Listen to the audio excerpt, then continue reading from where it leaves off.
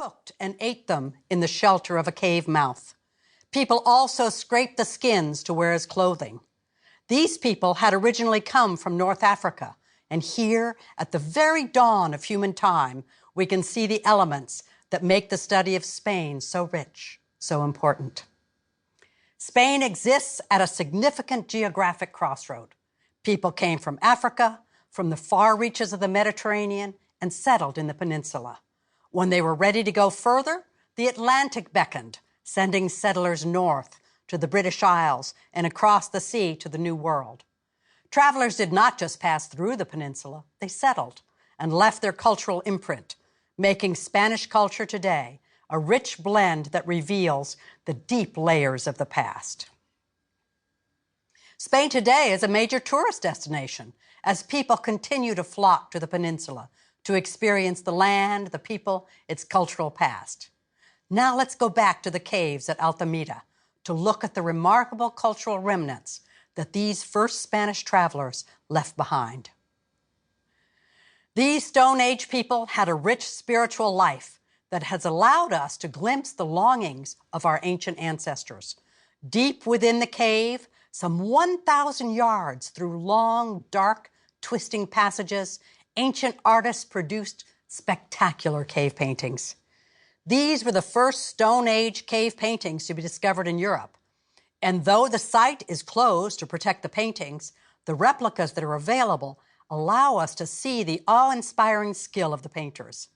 I love the replica that's available at the Museo Arqueológico Nacional in Madrid, but it doesn't capture the difficulty the original painters experienced as they went deep into the cave. The painters had to crawl into the caves carrying flickering pine torches to light their way. Then they had to climb up to paint on the roof of the cave. To get brilliant permanent colors, painters prepared mud made of oxides of iron to make brown and red, then diluted them down to orange and yellow. The colors were finally ground in a mortar, and the resulting powder was carefully stored in holders made of bones, shells, and human skulls. The black outlines were made with charcoal.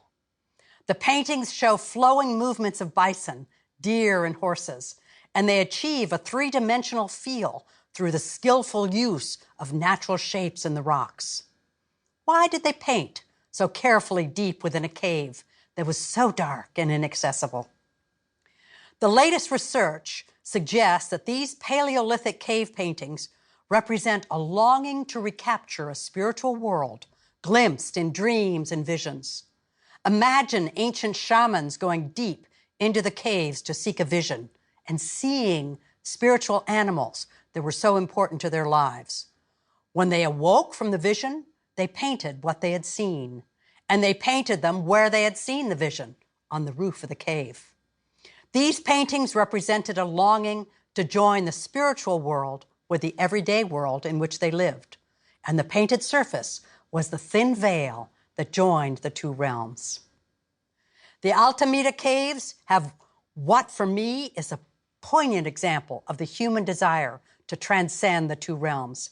Painters placed outlines of their hands on the walls as they touched the space.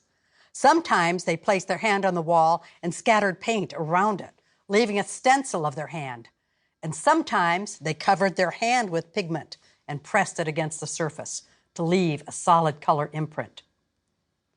Either way, the images reach across time to show us these humans from over 14,000 years ago. Here in this cave, we can see other themes that I will trace throughout these lectures on Spain. The deep spiritual longing of Spaniards through most of their history, and the great art they produced that reflected it.